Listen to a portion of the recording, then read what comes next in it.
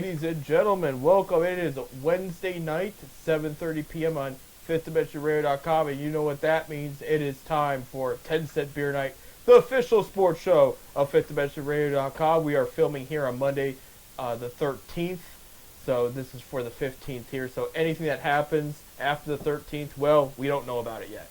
So that being said, I'm Seth, and today we got a full house because, of course, we have Baseball Bob, as we always do, and we have Mr. Ron here. And for those that do not know who he is, Fifth Dimension Radio started broadcasting high school sports, specifically boys basketball right now, and varsity basketball. And they kicked things off last week in Mogador, between Mogador High School and Rootstown High School, right? Yes. That's what I thought, yeah. I almost said Ravenna, so that's why it was a completely different school there. But, yeah, I guess everything sounded excellent. Everything went well. You guys got it in before the Ohio State game. Ron, why don't you tell the people at home your experience with sports broadcasting there and how your first day at Fifth Dimension Radio went? Well, you know, like 3 different times I leaned over during the broadcast to Bob saying, hey, bear with me, it'll get better. And he kept saying, it's like just like riding a bike. Just like riding a bike. So, Yeah, I did say that. you did, and I was never a very good bike rider. That's the problem. Actually, Seth, no, it was just sheer joy for a guy like me who has been out of broadcasting for 20 plus years now, and Bob's right. I did quite a bit back in the day. Starting in college, I was a radio voice for Mountain Union Purple Raiders, basketball and football for 3 years while I attended school there. Interned at the WHLO here in town years ago, back when it was news and sports talk, and then was finished up locally at the WSLR just on weekends, doing some post-game shows for the Ohio State Buckeyes. And then fast forward 10, 15 years, then I was working at Talmadge High School at the time, and we started up a radio club as a little extra for the kids to get involved with, since I'd had that background. And we actually bought some time on WHLO and did some broadcasting again. The last game before Friday night that I was on was the Hudson Girls State Championship game back in 2003. So between 2003 and Friday night, I was just sitting home criticizing every other radio and TV announcer. So we all think we're the best, and I certainly wasn't early in the game, but I thought it got pretty good as the game went on. As the game went on, you did a real good job, Russ. Yeah, and thanks. welcome to the Fifth Dimension Radio family. Well, thank you so much, and I'm going to be a better bike rider. There you go. Now, how did Bob do? Bob was awesome. Lousy. He was right there. Both Bobs did great for me. I was telling Bob Felmley, the engineer for us, that it's such a pleasure to have somebody that actually knows what they're doing sitting to my right there, so that he made, I thought, both of us sound real good. And it was a little challenging, right? We had the pep band right off to our left, and we were kind of competing with them all night. But They were pretty loud, too. the game was excellent as far as the hometown fans were concerned. Mogador made a really good push early in the second half and kind of put it out of range. Like we talked about, you know, when they came out that second half, Coach Schwartz must have got on their butts. Well, yeah, I told Bob, Coach Schwartz from Mogador, took 2 timeouts Within a about minute. less a minute. than a minute apart, and only about a minute into the game. And I said, you know, I've known that guy for a while. I don't think he's ever called 2 timeouts that early in the game. I confirmed it after the game. He said, no, never took another timeout the rest of the game. So he apparently got through to his Well, kids. all I know when they came out after halftime, it was lights out. I mean, Rootstown had no chance whatsoever. Yeah. No chance.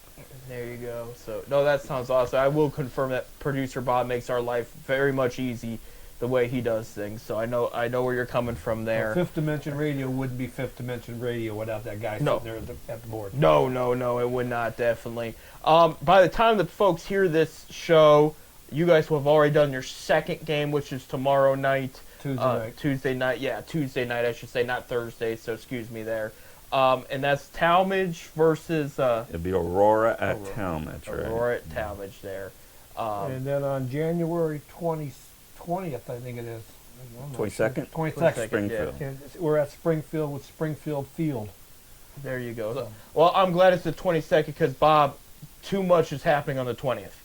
You have on Martin Luther King Day, the country's going to introduce a new president. Then the Cavs play at 3 p.m. against the Suns because it's Martin Luther King Day, so the NBA plays all day. And then Ohio State and Notre Dame championship game is at the end. If you were to have a game on Monday, I have bad news, Bob. I don't know if anybody's tuning in. So it's, I don't know if anybody's showing up. There's all kind. I mean, that's the busiest day of the month there for all kinds of reasons. But yeah, so the 22nd there, as Bob has said, so it will be Field and Springfield. Excuse me. Springfield and Field. Oh, Field. I got Field it at right. Springfield, The right? Spartans and the Falcons. Yeah, those two schools are, for those that do not know, those two schools are not too much further away from each other. Springfield a little bit on the end of Akron, Summit County there, and then of course. Well, I think half the town of Mogador is divided, isn't it? Yeah. Yes, it is, Summit right on down the one middle. side. Yeah. Right. And then the Field. Portage on the other. Field smack dab in the middle of Portage County right there. So, and then my neck of the woods, it's technically Field, but I mean, Mogador's a stone's throw away, and so is Springfield. Well, you and, went to Mogador schools. yeah, I went to Mogador schools. Well, you went to Mogador Christian. Yeah, back, it doesn't exist anymore, but yeah, I mean, it was right next door to Mogador High School, pretty much.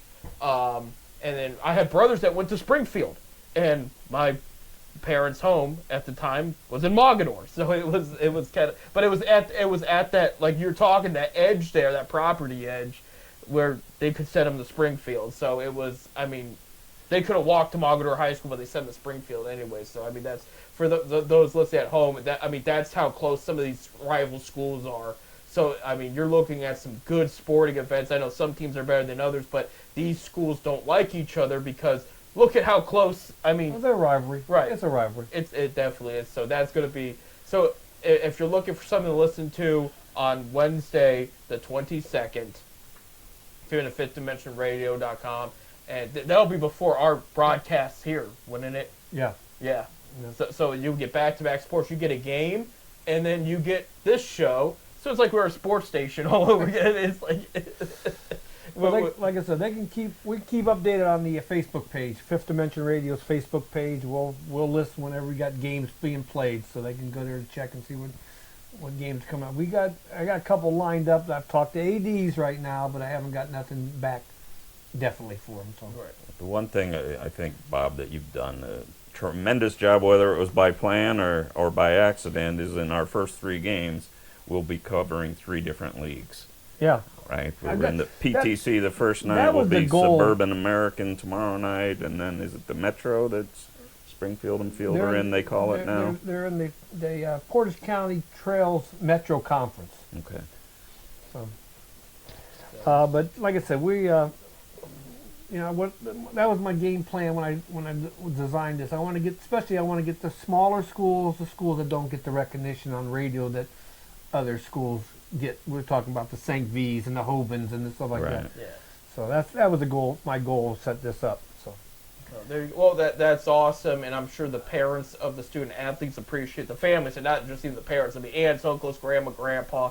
I mean, because you got to remember too, some of these family members are not in the area to watch that kid play, but now they can tune in the Fifth Dimension anywhere in the world and hear their kid play. I mean, you could have grandma in Nebraska. You've got alumni too. They can listen to their old schools now. Right. Due to the fact that we're internet. So we're an internet station. So. Right. So, I mean, Bob, you've really set up a special project here for Fifth Dimension Radio, and I know we appreciate it. I'm sure the schools appreciate it. And once it catches on, and word gets more out, then more and more people are going to appreciate it, tune in.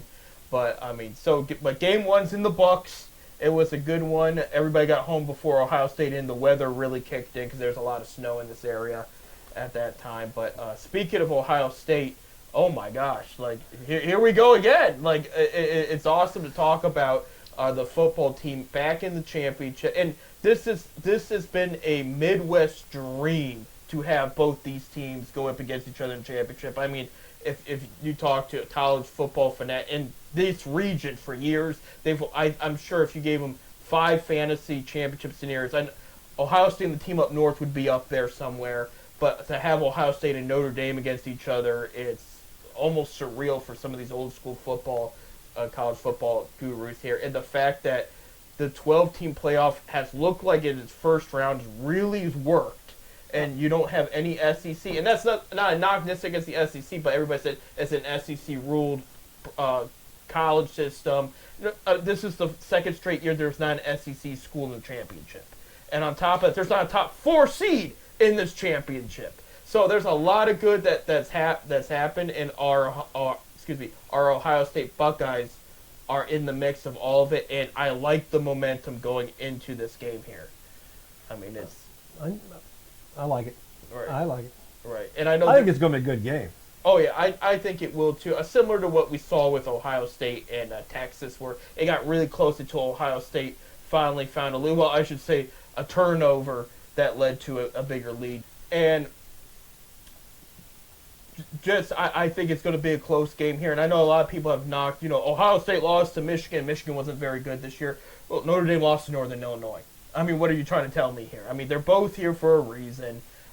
They both defeated some very good teams. I mean, Notre Dame defeated Georgia and Penn State to get here, and Ohio State defeated Tennessee, Oregon, who was number 1 all year round from when they beat Ohio State to when they fell to Ohio State, and then you have Ohio State beat Texas there. But no, I've really enjoyed the first year of this 12-team playoff. And I really think this is what college football was missing. I think they'll tinker it up. It'll get better as time goes on. Well, we talked about that. I always said there should be more teams in the playoffs. Right. Division III has 32 teams that make the playoffs. Division II has 16 teams make the playoffs. We always had just 4. Right. So I think this is a lot better. This is going to work out now. I right now would say keep it 12 for a while. Well, I think you're going to keep it 12. I don't think you're going to add more, especially at the Division I level. Right. I just think because this way you got the team that was always 5th. We should have been there. Our power schedule, we thought we was a little better. We was undefeated. We're 12-0, and you got an 11-1 team in the playoffs. You got this way you ain't going to have that no more. Right. I think if you go to 16, hypothetically, for example, you're going to get a couple teams where it's like they had a great year, but they definitely should not have been in the conversation, and then you're going to have bad games. Because they were trying to set, for example, I'm going to pick on Arizona State. They had a bad beginning against Texas in that game. Okay, people are like, they should not have been here. Then they come back, and they force overtime. It's like, okay, now they're showing you why they should have been there. If you went a little bit low, because Arizona State, I'm going by memory here, I think they were maybe the lowest or one of the lower ones in that. I think they were 11 or 12 there. If they would have gone lower, maybe you have a bad college playoff game, and you don't want that. I think the 12 is perfect because it's more than the top 10, but it's not taking out any of those teams that kind of took off at a point in time late in the season and moved up in the rankings and really showed we belong here, we belong in the conversation. Now they can be part of the conversation and show themselves. Well, I've heard talk too. Now Michigan's saying we should have been there. They beat Ohio State and then they beat Alabama. But they lost 6 games. I know. But So, can I jump in? Yeah, absolutely. So, what about? You think about the NCAA basketball tournament, right? Right. What makes that a great tournament? Not for everybody, but for most casual fans, what makes it a great tournament? With basketball, anybody can beat anybody at any time. And so you have different schools from different conferences with like different strategies. They could surprise. Like the one team I always look for, like when I think of the big tournament is like Brad Stevens Butler teams. Like there was one good NBA prospect on the first year, and that was it. Even the second year, he didn't really have one, but he matched up well against literally everybody and found a way to win until the final, and then he lost. But that was the team that back-to-back made run in the final. You didn't expect it coming, and he just won. Brad Stevens is a great coach, but 2, he had enough talent where he could match up literally against almost every team and make that upset, get that win. And that's what I think is great about that is, it's basketball, you can play multiple games in a week. It's not like football where they're hitting each other from all sides of the body and the field, and they need to take a week off before the next game. But basketball also got the, there's 32 guaranteed bids. Right. You win your conference, you're in. I mean, you could be the best team in your league. Of course, you have your tournament play, and you can be. Now you get beat. You're not in it, but hopefully for the MAC. Yeah. Especially the MAC. The MAC, no matter what happens, they're always going to get one team. Whoever wins that tournament. Period. I mean, we've seen that happen a couple years ago. Akron won with the best record in the MAC and lost in the tournament and didn't go. Right. But so for me, the thing similar to what Seth said, but what makes it great is how often does one of those teams who got in solely on winning their very small, sometimes unknown league, makes a run and gets to the Sweet 16, gets to the Elite Eight, gets, in some cases, to the Final Four. I mean, locally, we had Kent State make the Elite Eight coming out of the MAC. So that is what gets the casual, in my opinion, gets the casual observer tuning into these games that they would never watch during the regular season. You always right? want to watch that Cinderella team. So I guess I fall on the side that says I kind of like to see 16. You're right; those last four are probably going to get their brains beat out, but occasionally they're not. Well, we see that in the Ohio High School Athletic, the high school. You got 16 teams. What make it now? And usually the scores in the first round was 48-0. Right. Right. Well, I see Ron's point here. I think the difference is how they make the rosters too in these sports. Because in football, they're now paying millions and yes, the college teams are paying millions to bring the top prospects in. And if you got better prospects than the other team, you're probably going to beat the snot out of them. Yeah, well, that's absolutely right. Basketball, baseball, and some of those sports, anybody can beat anybody at any time as long as the strategy is right and you get on the right momentum. I mean, we're talking about different sports here, so everything is different. In baseball, it's how you hit the ball, how you get the guys on the base pass and everything. Where at basketball, it's hitting your shots and how you defend against the bigger guy. But at the same time, you can find a way to win those games. Where in football, if you're the bigger, better team, that's the end of the story at the end of the day. We knew, being both Akron and Ohio State fans, Akron was going to lose week 1 to Ohio State. Ohio State's got the better team. Ohio State's bigger, better. They're at home in Columbus. Akron's just not that team, so we knew. So it was kind of impressive just seeing Akron hold on for 2.5 quarters before Ohio State broke through and beat them up.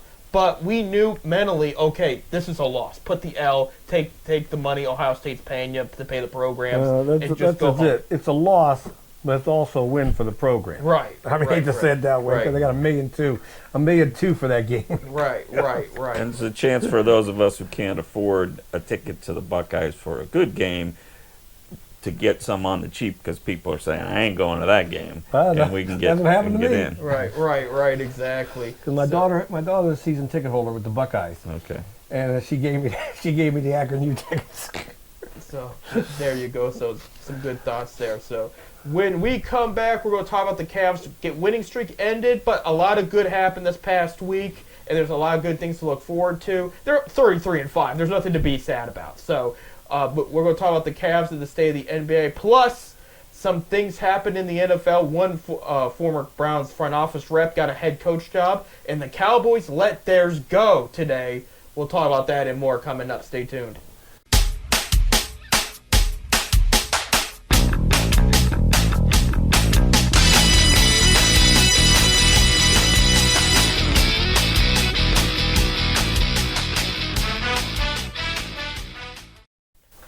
Welcome back to 10 Cent Beer Night here on FitDimensionRadio.com. I'm Seth. I'm Bob.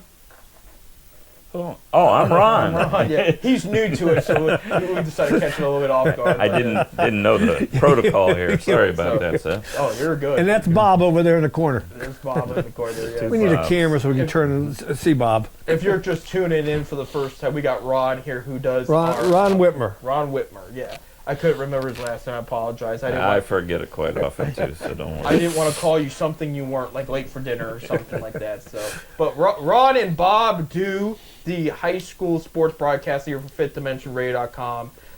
For those that don't know, their first game was last week, and they got a game on Tuesday. So by the time you hear this, the game will be done. But then they have more games scheduled now. Stop for a minute. And as I've been informed, I just kind of remember being informed. There's actually replays of the college games they do, because these games are also not just broadcast but recorded, and it will be posted on the Fifth Dimension Radio page, I guess under 10 Cent Beer Night, and I guess under the 10 Cent Beer Night YouTube channel too. Which is going to be Fifth Dimension Radio, Fifth Dimension Radio 10 Cent Beer Night.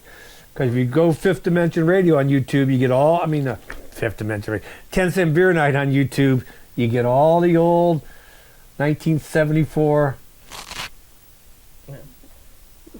fun night. Yeah, the documentaries and all that. So that's what we get for naming it after a kind of a sour experiencing. So if you put in Fifth Dimension Radio, 10 Cent Beer Night, it'll come right up. Right, so that's what you can hear them there. So a special new project here for Fifth Dimension Radio.com we're excited for. But speaking of basketball, our Cavaliers went 2-1 this past week. The one loss was not OKC. If you would have told me they were going 2-1, I would say maybe they lose to OKC. No, they actually played very well. It was Indiana last night on Sunday night, the one I attended, was the one they lost. And I did tell people going into the game, Indiana is one of the toughest teams in the East, so expect them to fight. The Cavs had beat them once before earlier in the season, but they hadn't seen them, and Indiana's been playing much better of late. So I knew this was going to be a tougher one. The first half for the Cavs was pretty solid, but what happened was the defense, sloppy ball handling, turnovers, defense collapsed in the second half, and they did miss a lot of shots in the second half too, but I mean, it was just the turnovers and defense is what the team will tell you went wrong. On top of all of that, the officiating was not great. I know that's not the one you want to be the top of the list, like make excuses, but for both teams in their defense, it got kind of awkward there in the stadium. I mean, a lot of angry people just because of questionable calls, and again against both teams, not just the Cavs. So that on top of everything else was a mess. But at the end of the day, if you were to tell me I would have witnessed half of the Cavs' losses by now, I would have assumed, maybe they've lost 12. Personally at the games, they may have lost 10 or 12 games by now, which would not have been bad. No, they've only lost 5, so that's incredible at this point. So what you're saying, you were there half of those losses? Yes. Sounds like you better stay away. Stop going to games. Quit going to games. They're 4-2 when I'm there. So I mean, anyway. So they play Tuesday, Thursday, and Saturday night. The first 2 games are nationally televised. Okay, both on TNT. Tuesday night they're in Indiana. They're going to try to get revenge against the Pacers on TNT, and then Max streaming service, HBO Max streaming service at 7 p.m. Thursday at the Thunder, so they go and play the Thunder again. TNT Max 7:30 p.m. and then Saturday they're in Minnesota to play the Timberwolves 9 p.m. on FanDuel there. And that's going to be their schedule this week. So again, I'll say what I said last week. If they could go 2-1 at least, that's the best worst case scenario here. They're going against Indiana and OKC. I mean, if they can go 3-0, that would be great. If they find a way to beat Indiana and OKC and lose to Minnesota, I don't know what to tell you then, because I think that Minnesota's the game they should definitely win. But at the same time, this is going to be a big test week for them, and it's something I think they need because they're not getting overconfident. This is a team that's very realistic, very on the same page with each other, but it's a team that also I think they need to brush up some of their defense before they get into these bigger games later in the season. So, this is a good week because now you got 2 very good teams you're going up against. It's going to test your defense. And your team's slowly getting healthier. They did miss Ty Jerome last night due to illness, but that was it. Everybody else is pretty much healthy and back. So, and I am hearing word Chet Holmgren of the Thunder could be back maybe Wednesday. It's not for sure, but they said he's on the verge of coming back. Now, if he comes back Wednesday, that's going to be a big test on their play because that's their second best player, and he was not there last week. But there's a lot to like about these Cavs, though. They had a very successful week. I mean, they ended a 13-game winning streak. 12. And they were one of the few teams in NBA history, I think out of 5 or 6, that had 2 different 12-game plus winning streaks. So, I mean, there's a lot to like right now. A lot of people think that could be the NBA championship matchup. That's why a lot of people think that. All the national TV picked it up, and what a compliment it would be to the league, because these are 2 teams, not big markets, mind you, but that drafted well, that traded well, that developed well, and they're here. These are basically homegrown super teams because they're both loaded with talent, absolutely loaded. So you can't say they're not a super team, but these are guys that pulled what Kevin Garnett or LeBron James did. We had seen in the past 10, 15 years where we're going to leave and we're going to bring people from other teams with us. That didn't happen here. There were trades and stuff made, but they were made at the appropriate time, and they hit on all their trades, like Cavs trade for Donovan Mitchell. Thunder got a steal trading for Shai Gilgeous-Alexander. That was a complete steal from the Clippers. And again, now they're here. And so I think that would be amazing for the league. And again, I've always said the NBA, out of all the big leagues, is a league where a small market team done right could win multiple championships. And that, because in the NFL, you're looking, they only hype up the bigger markets. The smaller ones can have a chance, but the bigger, like you look at we got a matchup tonight, Minnesota and Los Angeles in Phoenix because of the wildfires, but they were hyping up about LA. It's in LA. When Minnesota had the better season, But LA rightfully so because of they won their division, so they got the home field advantage. That's how that worked. Right. But they've hyped up that. And I know NBA, they talk about the big cities and big markets, but you see within the past 15 years, Cleveland, Denver, Milwaukee. I'm missing somebody. These are all championship won teams. Even I know that they're not a small market, but Golden State though was overlooked in California as far as California teams go, and then they won 4 within the past 15 years. There's another one that's slipping my mind and I can't think of it, but you got all these teams that have won because again they did it right. You look at another team that's a small market that did very well in my lifetime, San Antonio. That's not one of the biggest cities at all in Texas, but 5 championships within the past 20 years. 22 straight playoff appearances or whatnot. Again, it's a team that was put together, developed, and coached right for a long time, And that's what I see, not just this year, but I see in the next 5 years, OKC and Cleveland being in that conversation. Because, again, if you're talking about Cleveland, everybody but Ty Jerome's locked up for the next 3-4 years in contracts. OKC's got a similar situation, and those guys are just going to get better. Yeah, Cleveland still ain't getting the national media it should get. No, but if they having the best record. Well, they did beat Oklahoma City at Cleveland. Right. And it was the best ratings of national TV. And they still didn't get the recognition they should get. Right. They didn't talk about them. But if they beat Indiana and OKC this week, you might see that change. I don't know. I was watching the big sports network, we'll say ESPN. Yeah, you can say ESPN on there, yeah. The other night when they won, it was more push on the Lakers, more push on the Clippers, a little thing on the Cavaliers. Right. But they can still win, was my point. They might not talk about them, but they can still win. Yeah, nobody's showing them any love right now. No. And let them. They're gonna add fuel to the fire, and they're gonna show up. But they need to take last night's loss, which could be a blessing in disguise, believe it or not. Because I'm not saying they took things for granted, but they were kind of like. Well, they're gonna lose some games. Right. They're going to lose some games. They were kind of on autopilot. We're going to win. Which is a good attitude, don't get me wrong, but they lost, so time to readjust. You play Indiana again the next game. Then you play OKC. Okay, what do we have to do to push ourselves to make sure Sunday doesn't happen for a while? Because they are going to probably lose another game, okay? Let's be honest. I look for them to lose 4 or 5 more games. Realistically. Still got a long season. Yeah, they do, and there's some teams they haven't played healthy.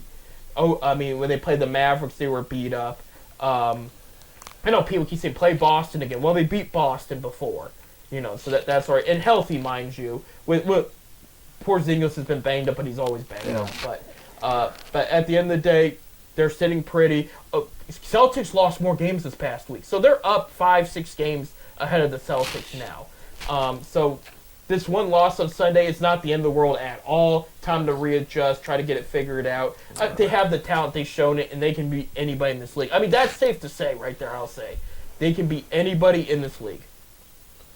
Yeah, and I thought it was very mature response Wednesday when they beat the Thunder, and they said we could not have won this game last year. That was just an honest review of how much they've grown as a team. They're a good team. They're a good team. They are, and you said you was at the game last night. right. You say our boy Ricky. I did. I will show. If you're listening on the radio, you can't see it, but I will show here a picture to the camera. There he is, right there.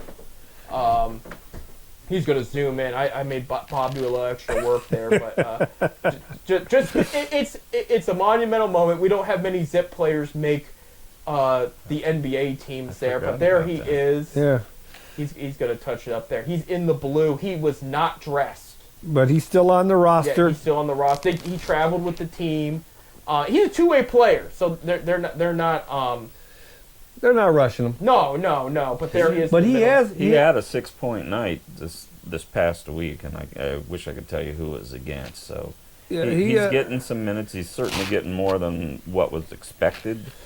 And the one thing about we've had some Zip players make it to the National Basketball Association, but he is the first Zip player to start a game in the National Basketball Association. He did it Wednesday against the Bulls. Okay. He had 6 points against the Bulls. 6 points, 4 rebounds. I think he had like 13, 15 minutes of court He had 16. time. 16 He had minutes. So he's seen some time. And we watched that kid, me and Seth, we watched that kid grow up, man, from the 4. And this is a kid that is on an NBA team that was a walk-on from a little dinky school, high school. Right. I mean, to me, he was one of, if not the best story in college basketball last season. Oh, absolutely. Possibly is on his way to being even a much better story because, like you just said, he's just getting started in the NBA. He's the hardest worker you're going to see. He makes the most out of the skill set he has. But what I think I like best about him is you could clearly, to me, as a coach, see that he was self-aware. He knew he had weaknesses, and he was working on those weaknesses. And if he continues to do that, and he'll get stronger and stronger, because I think you saw that in the years he was at Akron. He was a twig, and he never got too bulky, but he was as strong as they were the last year or two. Tell you what, I'm really happy for him. Like I said, we're big supporters of the Zips, me and Seth here, and we're season ticket holders. And of course, I won't be at the game tomorrow night, but you will. Right, we'll talk about that in a second. But yeah, I mean, what I think is great is what I was telling Bob on the way here to the station was Indiana's a win now team. They're in the Eastern Conference Finals last year against Boston. So Cleveland would have played them had they beat Boston, but they didn't. We know the story. But so they're win now. They really didn't lose anybody in the offseason. So this is still a very good team. So they drafted him to develop him and have him sit. There's no rush here. Had he went to somebody like the Wizards, he'd probably be starting or 6th man off the. I'm not even joking. Somebody bad right now. If they had him, he would be getting a lot of playing time. So, and I do believe that. I believe he is that good of a player where he would be much more in the conversation if the team was in a worse position. But Indiana's like, look, we're loaded in that position, but we like this kid because it's a project that we believe in, and we'll just have to have him sit, just like the Cavs do with Amani Bates and Craig Porter. They like him. There's a lot of skill there, but it's like we're not going to rush you. There's games to go suit up. There's games you're not, and sometimes at our convenience we'll send you to the G League. I don't remember where Indiana's G League is. I know it's not Fort Wayne because that's somebody else's. But so it's not like Cleveland's in their convenience. They took Jalen Tyson, had him play for the Chargers the other night just because it's next door, and they told him, suit up, you're going to get some playing time, keep your blood flowing a bit. So Indiana's going to be picking and choosing. This was a game last night they wanted to win. I mean, Bulls are not a competitive team this year, but the Cavs are, so they just didn't have him suit up at the end of the day. So, well, I'm just glad to see you, Ricky doing good. You're right. Swinging to college basketball real quick, we're going to start with Ohio State. 10-6, ninth in the Big Ten right now. Last week they went 1-1. They won double overtime against Minnesota at Minnesota, 89-88. Thursday they lost their first game to Oregon. This is the first time the two schools have played each other since Oregon joined the Big Ten. The Big Ten, yeah. Oregon's ranked number 15 in the nation, and they lost 71-73. So Ohio State's hanging in there. They're playing well. It's just they're not closing out. So this week they got 2 games. You already know the results for Tuesday's game, which is at Wisconsin on Peacock at 9 p.m. So hopefully they can pull that one together. Friday they play Indiana in Indianapolis. So that's 8 p.m. on Fox. So if you want to tune into that. But they got some old Big Ten rivals this week coming up. And then I know next week they got a couple ranked teams. So that's going to be interesting. But Ohio State, again, not playing bad. They're hanging in there. And just trying to win with this new Big Ten schedule. Switching to Akron in the MAC here. Another good week last week. Me and Bob and some of his family and friends went to Akron last Tuesday to see them play Central Michigan and win 87-71. Team looks great. They pass the ball a lot. Like we've seen the last couple of years, they're passing the ball now. Right. So the thing that hit me is because we've been watching them the past couple of years. They don't have an Enrique Freeman anymore, an NBA prospect, but they have like 7 good college players, mostly transfers or recruits. And you got Gray was from Cornell. Right. You got an Ohio State player in there. You got a North Carolina Tar Heel in there in the middle. But they're good. They're, like you said, spreading the ball. They're hitting shots. But they work. I think the talent-wise is better on this team this year than it was last year. For the record, I loved last year's team because we watched them grow up. Like you say, it wasn't just Freeman. There was, his name is slipping my mind. No, he had like 3 or 4 teammates he had since he was a freshman on the team. Yeah, it's slipping. He's thinking too. But the talent level though, I think is a little better, and they are smart players. And Tyler Cheese. No, Tyler Cheese has been gone for a couple of years now. Oh, that's right. He's playing in Europe. Well, last year's team Akron U's got 4 kids playing pro ball in Europe. Right. So, and then Saturday they beat Eastern Michigan in Eastern Michigan, so that's their second away MAC win in a row. 105-81, beat up on them. Shot 68% from the field. Excellent. You love to hear it. This week, Tuesday on ESPN Plus at 7 p.m. they are at home and they play. Actually, they're at home all week. They play Toledo on Tuesday. That's going to be tough when Toledo always plays everybody tough in the MAC. And then Friday, their secondary rival, Ohio, at 6 p.m. CBS Sports Network did pick that one up. So, and they're home Friday. Right. You go into the standings. They're 10-5, and they're number 1 in the conference, tied with Toledo, Miami of Ohio, and Ohio at 3-0 in the MAC.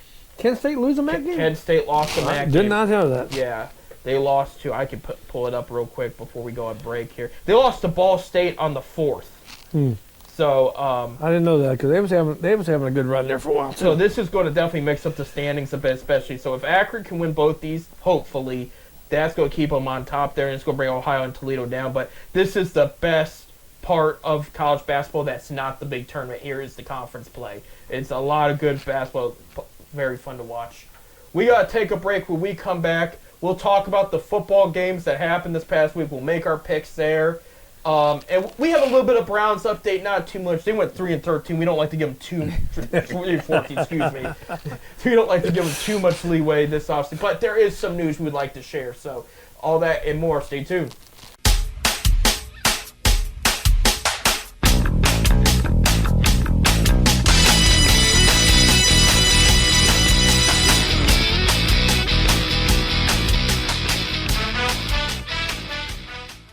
And welcome back to our last segment tonight's 10-Cent Beer Night with Seth, Ron, and Bob. And we really appreciate you being with us today, Ron. It's nice to change things up and have a person that knows other sports and other perspective. And because Bob don't know nothing. I pretend to know pretty well.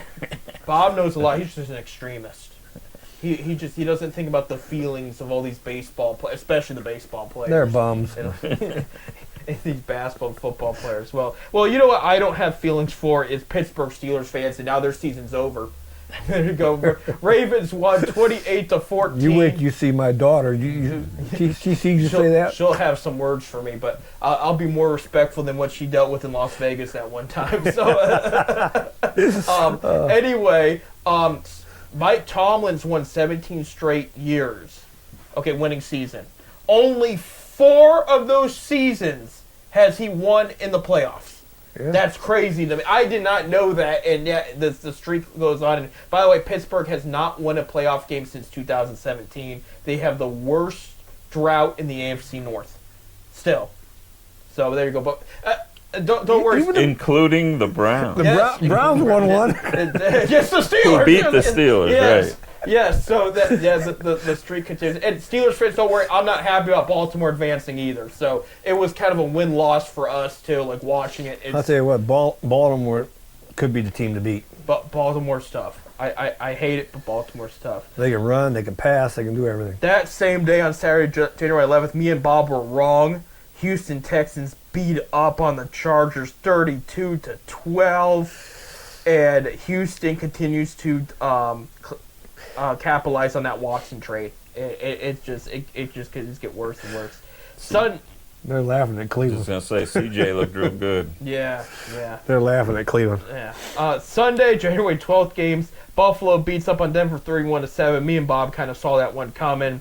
Philly beat Green Bay. We were wrong about this one. Philly beats Green Bay 22-10. I would say Philly's the Baltimore of the NFC.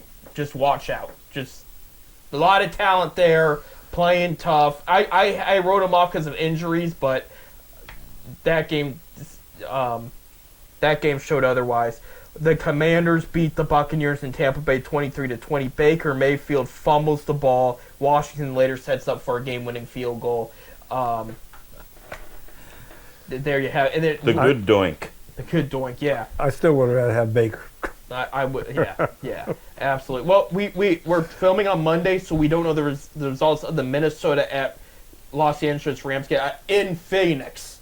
Home of the Cardinals. Home of the Cardinals, yes, because of the whole fires in LA, which, by the way, we wish everybody the best of luck there, because that is tragic that, J.J. Redick, the Lakers coach, lost his house, burned down in the ground. So it is affecting people A lot in of those sports. stars out there lost houses. Right, I know. I think Robin Williams lost his house. Oh, Robin Williams. Not Rob Williams. I thought he's no longer Henry with us, Henry so. Winkler. Henry Winkler. Okay, he he's lost, still with us there. Yeah. I was like, poor Robin's been gone for a decade. He lost his house. The Fonz, not Mark. Yeah. Okay. But if Robin was with us, he'd do an impression of, the Winkler, the Fonz, and losing his house and everything. Yeah, I don't think. Hey. Anyway, so next week's games, we do have most of the matchups here. We're going to actually start. Saturday's games are already set in stone. 4:30 p.m. on ABC. Number 4, Houston Texans at number 1, Kansas City Chiefs. How we think about that one, Ron? Who do you like in that one? Well, anybody with any kind of sense would say Kansas City. It all depends if Taylor's there. But since I have no sense Oh, and I have nothing to lose, I'm going to take Houston. he's going to take Houston. By the way, Kansas City's favored by 8. We always do the over-unders and stuff. So, Bob, what do you think? At 33 degrees, might snow, Kansas City. I'll take Kansas City. He's going to take Kansas City. Much smarter guy than me. Yeah. Because I'm hoping to see Taylor up in the press box. He's hoping to see Or Taylor the there. Loges or whatever you call it. This will be a good game. I said this last week. Well, it didn't matter last week against the Chargers. I honestly thought the Chargers were going to play better than they did. Houston's defense, a little inconsistent. There's a lot to like on that defense, but they have to show up and play their A game if they're going to beat Patrick Mahomes. I'm going Chiefs. I'll say by 4, where they eliminate the field goal, but they have to go for the end zone, and I think Chiefs hold them off. But I do think it's going to be a better game. I think you're going to see a lot of growth from Houston than you did last year when Houston lost to Baltimore in the playoffs. But my gut says Chiefs, so I'm going to go with it. It'd be cool if you were right. It would be just. I just think that Kansas City. Look how many games where not only did they win close this season, but they won unbelievably. Like just fluke plays, crazy plays. Right. I mean, they're certainly a good Yeah, but you team. got to remember, But referees were on their their side, record, too. right? Their record to me doesn't really reflect the level that they played at most of the season. I just think they're right. I'm probably wrong because you guys' picks make a lot more sense than mine. Well, No. Well, If Houston wins, we'll definitely recognize you next week for it. So I may be the only person in the country that takes Houston. there you go. Well, Texas, the state of Texas will agree with you. They There you won't talk go. about the Ohio State-Texas game, That's but they'll right. talk about Houston. So there you go. 8 p.m. on Fox on Saturday, January 18th. Number 6 Washington Commanders will be in Detroit to play the number 1 Lions. Lions are 9.5 points favorites. Braun, what do you think about that one? Oh, you're throwing it to me. I'll go with Detroit. He's going with Detroit. Because there. I've told you the fact I think Detroit's going to be in the Super Bowl. So One game at a time, but we'll give you. Detroit. you know who I told. I told from the because that'll make Cleveland the only team from the 50s not make the Super Bowl. From the 50s, yes, yeah. So I should have asked this when I made my outrageous first pick. Are we picking against the spread, or we're just picking winners? You're just picking winners. picking winners. Yeah. So I'm crazy on the first pick. I'll be a little less crazy on this one. I really like what they've done in Detroit, and there's a franchise that suffered for years and years, and so some of my heart's with them too. I got a couple of friends who are Lions fans, and I'm all with them. Yeah. There you go. We're going to sweep it in. I'm going to go with Detroit as well. I just think they're the better team. You saw how Baker and the Bucks, who are a good team for the record, kept it so close against Commanders. This Lions team is much better than that, even with all the injuries. They're talking about Dan Campbell winning Coach of the Year because he had 14 guys on IR and still went, 16-1, 15-2, something along those lines, and just how impressive that was. Lions defense, I think, is better too. I think they'll go up against rookie Jaden Daniels very well. Even without Hutchinson there on the team, I think it'll be more than 9 points. I said, give me Detroit by 17. Yeah, I think it's going to. I think it's going to be a blowout. Yeah, I think Detroit's going to roll. And they played very well at home in the playoffs last year, so I'm thinking this year's the same. The game we have official for Sunday as of now on CBS and Paramount Plus, 6:30 p.m. Baltimore Ravens at Buffalo Bills. Baltimore favored by 1 point. Bob, I'm going to lead off with you. What are we thinking here? I am going with Buffalo, and for the reason is, who knows what the weather's going to be like in Buffalo? They're predicting 22 and sunny. They are? Yes. Oh man! But I mean, we're talking on Monday. Things could change. I mean, I'll take Buffalo. Oh, how much do you think they're going to win by? About 3. 3? Okay. I'll go with 3. I don't know what the over-under is on this game, but I'm going to say I'd probably go over no matter what it is. I think it's going to be up and down the field unless it's a big snowstorm. I'm pretty much right where Bob is, and I think part of my pick is just because I don't like the Ravens. But I think the Bills by a field goal. Sorry to copy you, but I think that's about right. Right. I just think Allen's a good quarterback. Yeah. Jackson's probably going to be the MVP. He's rightfully so. Yeah, but Allen, he's been in this situation many a times too. So. Right. And they're in a home crowd. Right. Earlier this year, Baltimore blew out Buffalo. It was one of the bigger upsets of disappointing games too, because it was a Sunday nighter and everybody thought this was going to be a great game, and it wasn't a good game. Baltimore rolled. In those situations, Josh Allen usually comes through and they get revenge. Not in all, because we've seen what between them and Kansas City, but in a lot of situations that happens. If I were to compare the defenses, Baltimore's got an underrated defense, but Buffalo's got the overall better defense. I'm going Buffalo. I can say by 3 points. I can also see a scenario where, like I mentioned in which game was it? The one we just was it Houston, Kansas City? I said 4 points. Yeah, I could see a situation where it's 4 points and Baltimore's got to make a run at the end zone and fails. But my gut says Buffalo at home. They've been very hyped up. This could be the year, and I'm going one game at a time, but this could be the year Josh Allen finally sees the Super Bowl. This team is good enough, But I think this, if they can knock out Baltimore, that is going to be a big case for the next week if we're going to see a Buffalo Bills team in the Super Bowl. But I think Buffalo is overall the better team. And also with Zay Flowers out for Baltimore, because you're at Baltimore's receiving group, it's solid, but it's not great. I could say the same thing about Buffalo, but with that, say Flowers in the mix because he's pretty banged up, thanks to Cleveland. That's going to be a huge loss for Baltimore against Buffalo, and they need a guy like him there. I just think Lamar's going to – Baltimore's going the offseason looking for more receiving help from Lamar at the end of the day because they have a good crew, but they need a great crew, and a lot of their guys are a little smaller too. They're going to need to get some bigger targets for Lamar in the offseason. I think their offseason will start after Sunday. I'll say this, though. If Henry runs for 186 again, all bets are off because that's hard to overcome. That means some long ones, but it also means some possession time. And I don't think he can run for 186 Not with against the Bills. Buffalo. No. But if he does, there you go. There you go. So this game's not official because we don't know the winner of the Monday night game, but we do know Sunday night it's going to be the Eagles versus either Minnesota or the Rams. It is going to be in Philly because Philly's the higher seed there. Do you see a scenario where Eagles lose next week, I should say?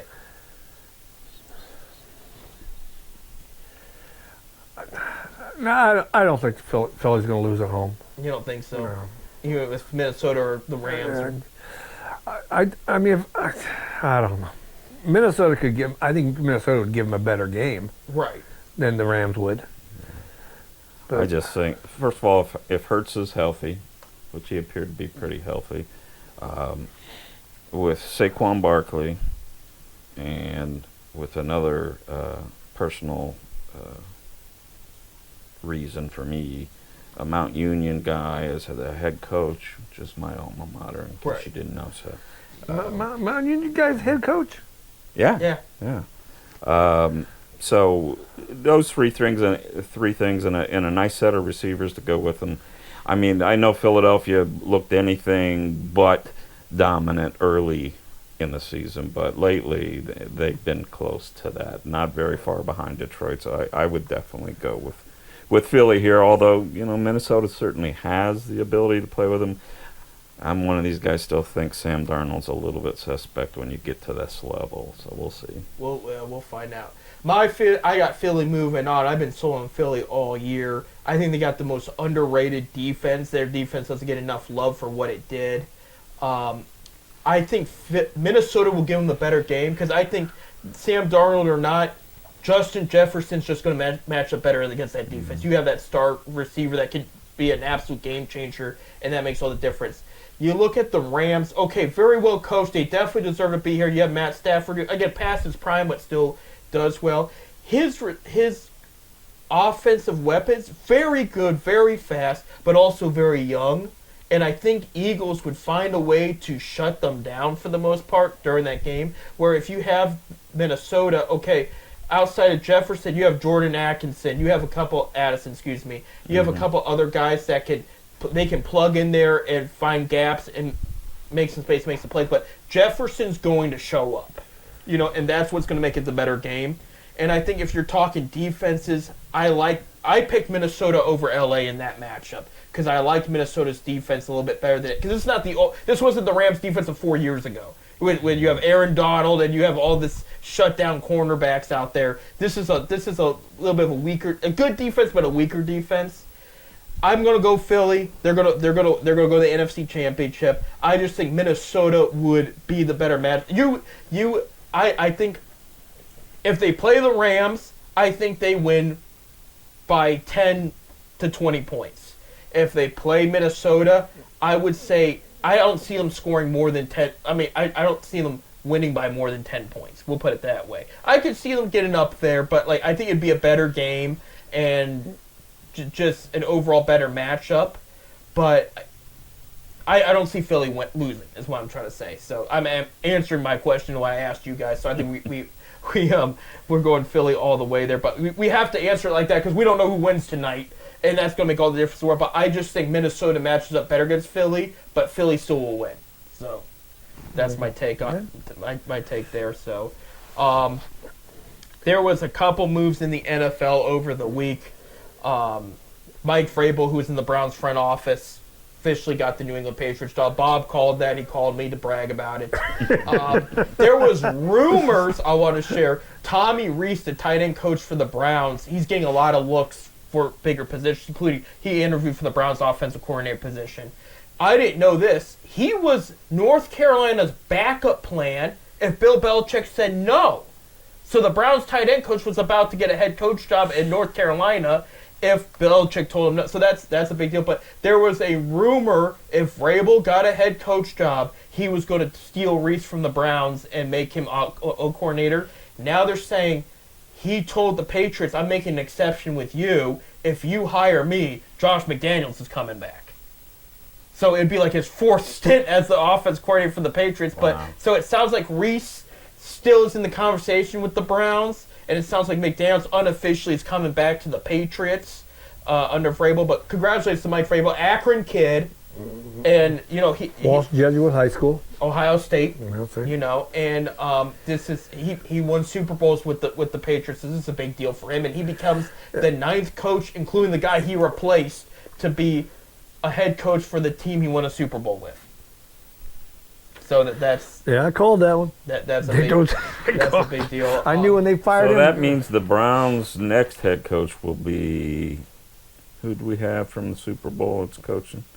Oh, that's right. We haven't been there. So we couldn't do that. We're going to get Would have Tomlin. been a good strategy. We're going to though. get Tomlin. We're gonna get Tomlin and just win. We're gonna go to the playoffs every year, but we're not gonna win a playoff game.